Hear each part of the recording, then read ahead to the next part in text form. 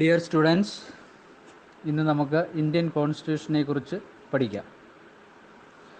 ആദ്യമായിട്ട് കോൺസ്റ്റിറ്റ്യൂഷൻ എന്താണ്? What is a constitution? Constitution is a law of land, അതായത് ഒരു രാജ്യത്തിൻ്റെ നിയമസംഹിതയാണ് കോൺസ്റ്റിറ്റ്യൂഷൻ എന്ന് പറയുന്നത്. അഥവാ constitution refers to the basic principles and laws of a nation, അതായത് ഒരു രാജ്യത്തിൻ്റെ ബേസിക് അടിസ്ഥാനപരമായ തത്വങ്ങളും നിയമങ്ങളെയാണ് കോൺസ്റ്റിറ്റ്യൂഷൻ എന്ന് പറയപ്പെടുന്നു. നമുക്കിനി ഇതിൻ്റെ ഫീച്ചേഴ്സിനെ കുറിച്ച് പഠിക്കാം, അതായത് ഇന്ത്യൻ കോൺസ്റ്റിറ്റ്യൂഷൻ്റെ ഫീച്ചേഴ്സിനെ കുറിച്ച് പഠിക്കാം. പ്രധാനപ്പെട്ട 9-10 ഫീച്ചേഴ്സാണ് ഇതിനുള്ളത്. ആദ്യമായിട്ട് ഒന്ന്, റിട്ടൺ കോൺസ്റ്റിറ്റ്യൂഷൻ. ഇന്ത്യൻ ഭരണഘടന ഒരു എഴുതപ്പെട്ട ഭരണഘടനയാണ്. നമ്മൾക്കറിയാം രണ്ട് രീതിയിലുള്ള ഭരണഘടനകളുണ്ട്, റിട്ടൺ ആൻഡ് അൺറിട്ടൺ. റിട്ടൺ എന്ന് പറഞ്ഞാൽ ഒരു ടെക്സ്റ്റിൽ, ഒരു പുസ്തകത്തിൽ എഴുതി വച്ചിരിക്കുന്നതാണ്. എന്നാൽ അൺറിട്ടൺ എന്ന് പറഞ്ഞാൽ അതും എഴുതിയിട്ടുള്ളതാണ്, എന്നിരുന്നാലും അത് പല ഭാഗങ്ങളായി, പല പുസ്തകങ്ങളായി, പലയിടത്തായിട്ടുള്ളതാണ് കേട്ടോ. ലൈബ്രറികളിൽ നമ്മളിപ്പോൾ ലൈബ്രറിയിൽ പല കാര്യങ്ങൾ, പല ബുക്കുകൾക്ക് ഒക്കെ സൂക്ഷിക്കുന്നത് പോലെ തന്നെ ഉള്ളതാണ്. ഇന്ത്യൻ ഭരണഘടന മാനുസ്ക്രിപ്റ്റ് അത് കൈകൊണ്ട് എഴുതി തയ്യാറാക്കിയത് പ്രേം ബിഹാരി നരൈൻ രൈസ്ദ എന്ന് പറഞ്ഞ ആളാണ്. അതിപ്പോഴും നമ്മളുടെ പാർലമെൻ്ററി ലൈബ്രറിയിൽ അത് സൂക്ഷിച്ചിട്ടുണ്ട്. രണ്ടാമത്തെ ഫീച്ചറാണ് ലെങ്തിയസ്റ്റ് കോൺസ്റ്റിറ്റ്യൂഷൻ. ലോകത്തിലെ ഏറ്റവും കൂടുതൽ വേർഡുകളുള്ള അല്ലെങ്കിൽ കൂടുതൽ ഫീച്ചേഴ്സ് ഉൾക്കൊള്ളിച്ചിട്ടുള്ള ഭരണഘടനയാണ്. ഇതിനെപ്പറ്റി പറയുമ്പോൾ ഡോക്ടർ BR അംബേദ്കർ ഏതാണ്ട് 60-ൽ പരം രാജ്യങ്ങളിലെ കോൺസ്റ്റിറ്റ്യൂഷനെക്കുറിച്ച് പഠിച്ചതിന് ശേഷമാണ് നമ്മളുടെ ഡ്രാഫ്റ്റിംഗ് കമ്മിറ്റിയിൽ അദ്ദേഹം അംഗമായത്. മൂന്നാമത്തെ ഫീച്ചറാണ് ഡ്രോൺ ഫ്രം ഡിഫറൻറ്റ് സോഴ്സസ്, അതായത് നമ്മൾ ഇതിനകത്തുള്ള നമ്മളുടെ ഭരണഘടനയിലുള്ള വിഷയങ്ങൾ ഗവൺമെൻറ് ഓഫ് ഇന്ത്യ ആക്ട് 1935 അതുപോലെ തന്നെ മറ്റ് 11 രാജ്യങ്ങളിലെ ഭരണഘടനയിൽ നിന്ന് കടമെടുത്തിട്ടുള്ള ആശയങ്ങളാണ്.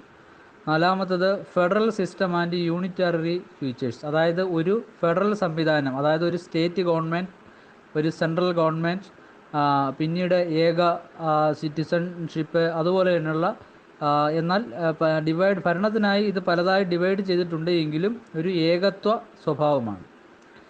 അടുത്തത് അഞ്ചാമത്തെ point parliamentary form of government, അതായത് ജനാധിപത്യമായിട്ടുള്ള രീതിയിലുള്ള പാർലമെൻ്ററി ഗവൺമെൻറ്റാണ്. ആറാമത്തത് പാർലമെൻ്ററി സോവർണിറ്റി, പാർലമെൻറ്റിന് പരമാധികാരമുണ്ട് എങ്കിലും ജുഡീഷ്യറിയാണ് സൂപ്രമസിയിൽ നിൽക്കുന്നത്, അതായത് parliamentary sovereignty and judicial supremacy. ഏഴാമത്തെ പോയിൻ്റാണ് ഇൻഡിപെൻഡൻറ്റ് ജുഡീഷ്യൽ സിസ്റ്റം, അതായത് ജുഡീഷ്യറി എന്ന് പറയുന്നത് ഇൻഡിപെൻഡൻ്റ് ആണ്. അത് എക്സിക്യൂട്ടീവുമായിട്ടോ അല്ലെങ്കിൽ ലെജിസ്ലേറ്റീവുമായിട്ടോ യാതൊരു ബന്ധവുമില്ല. നിയമങ്ങൾ അതിൻ്റെ വഴിക്ക്, അത് സെപ്പറേറ്റ് ആണ്, അവർ ഇൻഡിപെൻഡൻ്റ് ആണ്. അടുത്ത എട്ടാമത്തതാണ് ഡയറക്റ്റീവ് പ്രിൻസിപ്പിൾസ്, അല്ലെ നിർദ്ദേശിക തത്വങ്ങൾ, അതായത് ഇന്ത്യ മഹാരാജ്യം എന്നത് ഒരു ക്ഷേമരാഷ്ട്രമാക്കുക, അതായത് ഇവിടുത്തെ സിറ്റിസൺസിൻ്റെ വെൽഫെയറിന് വേണ്ടിയുള്ള പ്രവർത്തനങ്ങൾ, അതായത് ഗാന്ധിയൻ പ്രിൻസിപ്പിൾസ് എന്നും ഇതിനെ അറിയപ്പെടും, അത് ഉൾക്കൊള്ളുന്നതാണ്. 9ാമത്തെ ഒരു പോയിൻ്റാണ് റിജിഡ് ആൻഡ് ഫ്ലെക്സിബിൾ, അതായത് റിജിഡ് എന്ന് പറഞ്ഞാൽ കർക്കശവും എന്നാൽ ഫ്ലെക്സിബിളുമാണ്, സിംപ്ലിഫൈയുമാണ്. ചില കാര്യങ്ങൾ നമുക്ക് കർക്കശമാണ്, എന്നാൽ ചില കാര്യങ്ങൾ അതിനകത്ത് ഫ്ലെക്സിബിളാണ്. ഇത് രണ്ടും കൂടെ ഉൾക്കൊള്ളുന്ന ഒരു മിക്സ് രൂപത്തിലുള്ള കോൺസ്റ്റിറ്റ്യൂഷനാണ്. ഓക്കെ,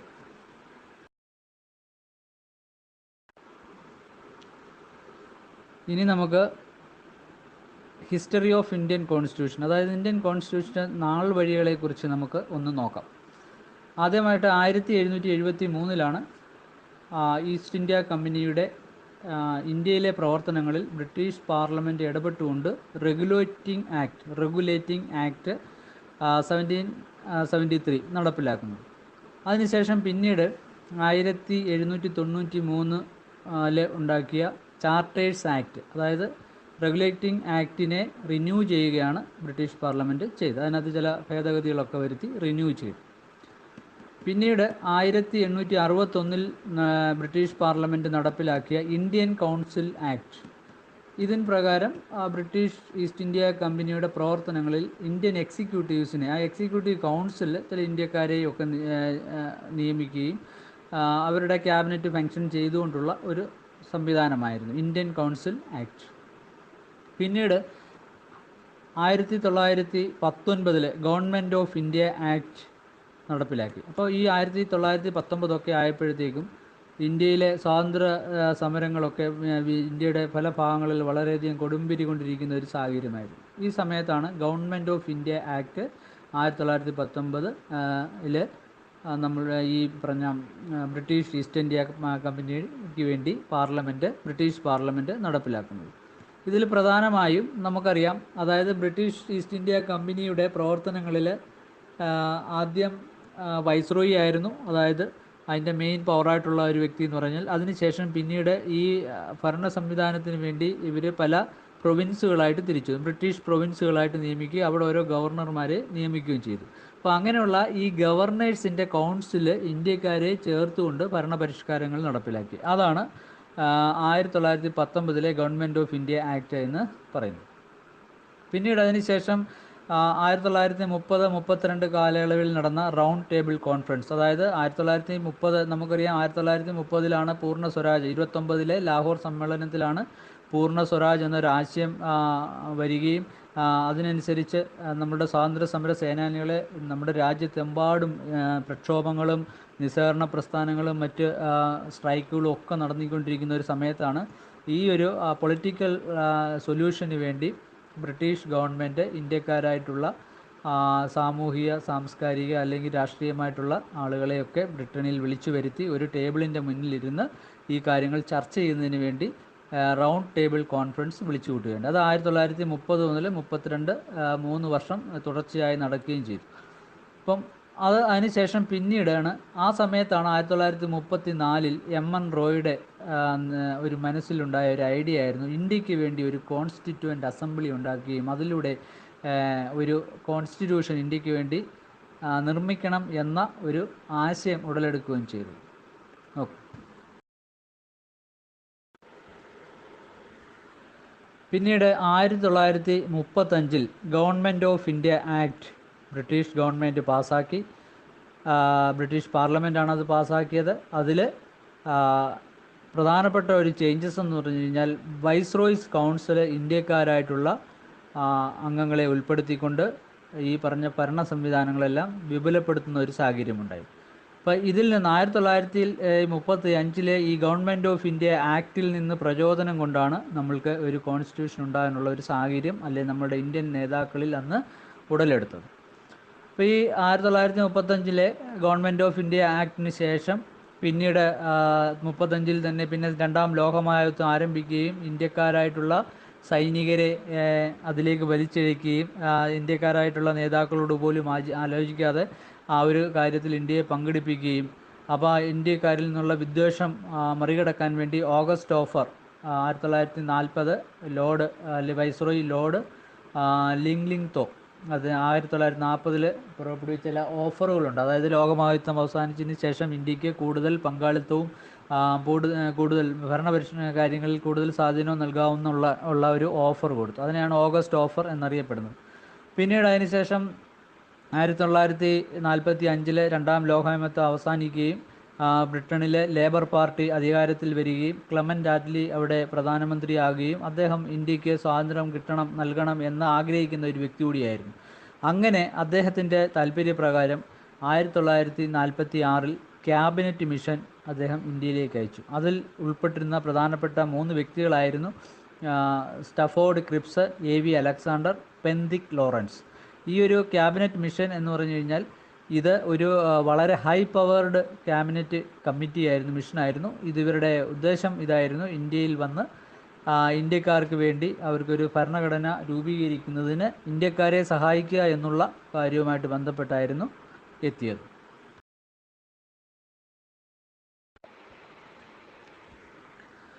അതിൻ പ്രകാരം ഈ ക്യാബിനറ്റ് മിഷൻ ഇന്ത്യയിൽ എത്തുകയും ഇവിടെ ഇന്ത്യയിൽ വന്ന് നമ്മളുടെ വിവിധ നേതാക്കളുമായി ചർച്ചകൾ നടത്തുകയും അതിൽ വഴി ഒരു ഭരണഘടനാ നിർമ്മാണ സമിതി അല്ലെ ഒരു സഭ രൂപീകരിക്കണം, അതായത് കോൺസ്റ്റിറ്റ്യൂവൻ്റ് അസംബ്ലി രൂപീകരിക്കണം എന്ന ഒരു നിർദ്ദേശം വെക്കുകയും ആ നിർദ്ദേശപ്രകാരം ഇന്ത്യയിലൊരു പൊതു ഇലക്ഷൻ നടത്തുകയും ആ ഇലക്ഷനിലൂടെ എത്തപ്പെട്ട ആളുകളെ ഈ കോൺസ്റ്റിറ്റ്യൂവൻ്റ് അസംബ്ലി മെമ്പേഴ്സ് ആക്കുകയും ചെയ്തു. ഈ ഇലക്ഷൻ പൊതുവായിട്ട് അല്ലെങ്കിൽ ഈ ഒരു കോൺസ്റ്റിറ്റ്യൂന്റ് അസംബ്ലിയിൽ എത്തപ്പെട്ട മെമ്പേഴ്സ് എന്ന് പറയുന്നത് ബ്രിട്ടീഷുകാരുടെ പ്രൊവിൻസുകളിൽ നിന്നും അതുപോലെ തന്നെ പ്രിൻസിലി സ്റ്റേറ്റ്, ആ രാജ്യത്ത് ആ സമയത്ത് ഇന്ത്യക്ക് സ്വാതന്ത്ര്യം കിട്ടുന്ന സമയത്ത് 550ഓളം പിന്നെ നാട്ടുരാജ്യങ്ങളുണ്ടായിരുന്നാണ് പറയുന്നത്. അങ്ങനെയുള്ള നാട്ടുരാജ്യങ്ങളാണ് ഈ പ്രിൻസിലി സ്റ്റേറ്റ്സ് എന്ന് പറയപ്പെടുന്നത്. അപ്പോൾ അങ്ങനെ മൊത്തത്തിൽ 389 അംഗങ്ങളോളം ഈ പറഞ്ഞ കോൺസ്റ്റിറ്റ്യൂവൻ്റ് അസംബ്ലിയിൽ ഉണ്ടായിരുന്നു. അതിൽ ഈ 389-ൽ 90 പേര് പാകിസ്ഥാനിലായിരുന്നു. 47-ലെ ഇന്ത്യാസ് ഇൻഡിപെൻഡൻറ്റ് ആക്ട് പ്രകാരം പിന്നീട് അവർ പാകിസ്ഥാനിലേക്ക് പോവുകയും പാകിസ്ഥാനിൽ ചെന്ന് അവിടെയുള്ള ഈ കോൺസ്റ്റിറ്റ്യൂവൻ്റ് അസംബ്ലിയിൽ അവർ ഭരണഘടന അവർക്ക് തയ്യാറാക്കുകയും ചെയ്തു. പിന്നീട് ഇന്ത്യയിലെ ഈ 299 പേര് തുടരുകയും ചെയ്തു. അപ്പോൾ ഇങ്ങനെയുള്ള ഈ നിയമ നിർമ്മാണ സഭ അല്ലെങ്കിൽ ഈ പറയുന്ന കോൺസ്റ്റിറ്റ്യൂവൻ്റ് അസംബ്ലിയിൽ മൊത്തം പിന്നീട് സ്വാതന്ത്ര്യത്തിന് ശേഷം 299 അംഗങ്ങളായിരുന്നു. അതിൻ്റെ അഡ്വൈസറായിട്ട് പ്രവർത്തിച്ചിരുന്നത് BN റാവു ആയിരുന്നു. BN റാവു.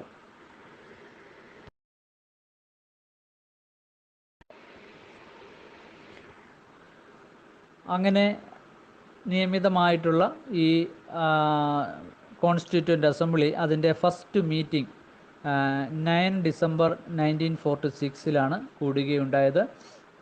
അതായത് കോൺസ്റ്റിറ്റ്യൂവൻ്റ് അസംബ്ലിയുടെ സെൻട്രൽ ഹാളിലാണ്, പാർലമെൻറ്റ് ഹൗസിലായിരുന്നു ഇത് കൂടുകയും ചെയ്തത്. ഇതിൻ്റെ ആദ്യ ഇൻ്ററിം പ്രസിഡൻ്റായിട്ട് അല്ലെങ്കിൽ ഇതിൻ്റെ പ്രൊവിഷണൽ ചെയർമാനായിട്ട് നിയമിതനായത് മിസ്റ്റർ സച്ചിദാനന്ദ സിൻഹയായിരുന്നു. അദ്ദേഹത്തിനെ ഇലക്ട് ചെയ്യുകയുണ്ടായി.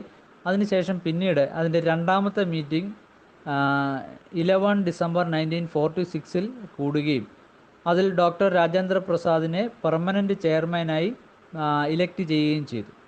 പിന്നീട് 13 ഡിസംബർ 1946 2 ദിവസത്തിന് ശേഷം പണ്ഡിറ്റ് ജവഹർലാൽ നെഹ്റു ഒബ്ജക്റ്റീവ് റെസൊല്യൂഷൻസ് അവതരിപ്പിക്കുകയും ചെയ്തു. ഒബ്ജക്റ്റീവ് റെസൊല്യൂഷൻ എന്ന് പറഞ്ഞാൽ നമ്മുടെ ഭരണഘടന, ഇന്ത്യയുടെ ഭരണഘടനയിൽ ഇൻഡിപെൻഡൻ്റ് ആയിരിക്കണം, സോവറിൻ ആയിരിക്കണം, ഒരു റിപ്പബ്ലിക് ആയിരിക്കണം, ഒരു റിട്ടേൺ കോൺസ്റ്റിറ്റ്യൂഷൻ ആയിരിക്കണം, യൂണിയൻ ആൻഡ് സ്റ്റേറ്റ്, അങ്ങനെയുള്ള ഇന്ന രീതിയിലുള്ള ഒരു പിന്നെ കോൺസ്റ്റിറ്റ്യൂഷൻ ആയിരിക്കണം എന്നുള്ള ഒരു ഒബ്ജക്റ്റീവ് റെസൊല്യൂഷൻസ് അദ്ദേഹം പാസ്സാക്കുകയും ചെയ്തു, അവതരിപ്പിക്കുകയും ചെയ്തു.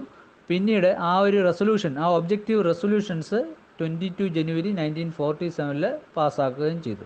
അപ്പോൾ ഈ ഒബ്ജക്റ്റീവ് റെസൊല്യൂഷൻ എന്ന് പറഞ്ഞാൽ നമ്മളുടെ ഒരു ഫ്രെയിം, അതായത് നമ്മളുടെ ഭരണഘടനയിൽ എങ്ങനെയൊക്കെ ഉണ്ടായിരിക്കണം, ഓരോ അംഗങ്ങളും എന്തൊക്കെ മുൻകണ്ടുകൊണ്ട് വേണം ഇതിന് വർക്ക് ചെയ്യാൻ എന്നുള്ള ഒരു കാര്യമാണ് ജവഹർലാൽ നെഹ്റു അവതരിച്ചത്. അതിനെയാണ് പറയപ്പെടുന്നത് ഒബ്ജക്റ്റീവ് റെസൊല്യൂഷൻസ് എന്ന് അറിയപ്പെടുന്നത്.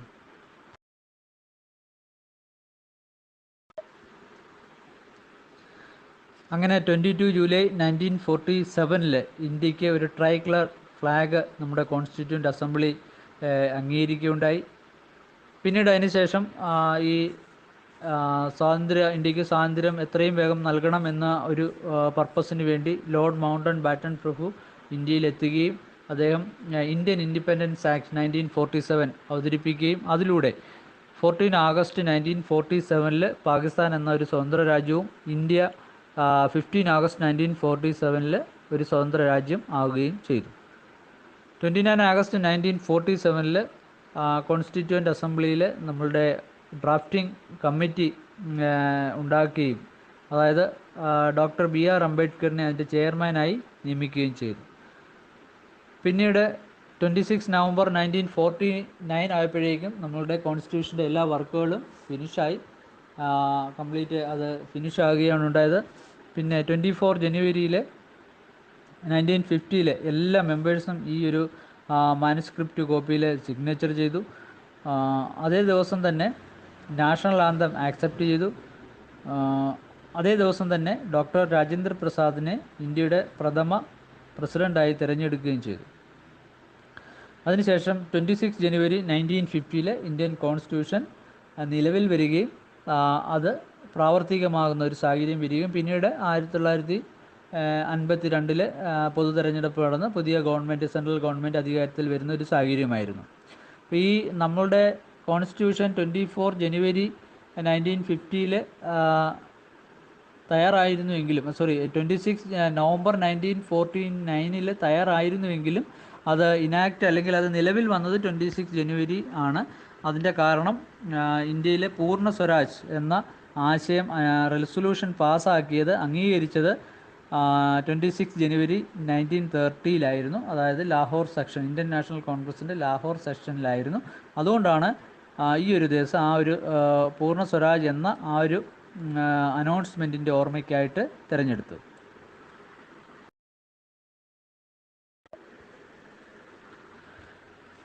നമ്മുടെ കോൺസ്റ്റിറ്റ്യൂവൻ്റ് അസംബ്ലിയിൽ മൊത്തം ഉണ്ടായിരുന്ന മെമ്പേഴ്സ് 389 ആയിരുന്നു. അതിൽ 90 പേര് പാകിസ്ഥാൻ ഡിവൈഡ് ആയതിനു ശേഷം, സെപ്പറേറ്റ് ആയതിനു ശേഷം പാകിസ്ഥാനിലേക്കും പോവുകയും ബാക്കി വന്ന 299 അംഗങ്ങൾ ഇന്ത്യക്കാരായിട്ടുള്ള ആളുകളായിരുന്നു പിന്നീട് അതിൻ്റെ പ്രവർത്തനങ്ങളിൽ ഉണ്ടായിരുന്നത്.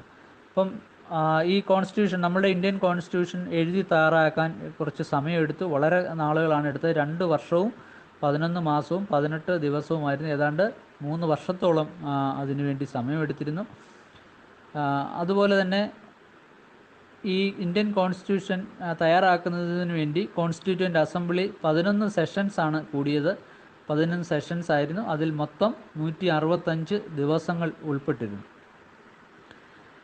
നമ്മൾ ഇന്ത്യൻ കോൺസ്റ്റിറ്റ്യൂഷൻ നിലവിൽ വരുന്ന സമയത്ത് മൊത്തം അതിനകത്ത് 22 പാർട്ടുകളും 395 ആർട്ടിക്കിൾ അല്ലെങ്കിൽ അനുച്ഛേദങ്ങളും 8 ഷെഡ്യൂൾ അല്ലെങ്കിൽ പട്ടികകളും ഉണ്ടായിരുന്നു.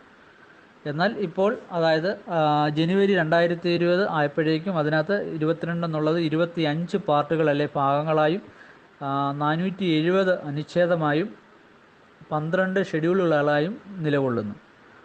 അതുപോലെ തന്നെ 104 അമെൻമെൻറ്റ്സ് വരെ ഇന്ത്യൻ കോൺസ്റ്റിറ്റ്യൂഷനിൽ ഇതുവരെ 104 അമെൻമെൻറ്റ്സുകൾ, ഭേദഗതികൾ ഫെബ്രുവരി 2021 വരെ നടന്നിട്ടുമുണ്ട്.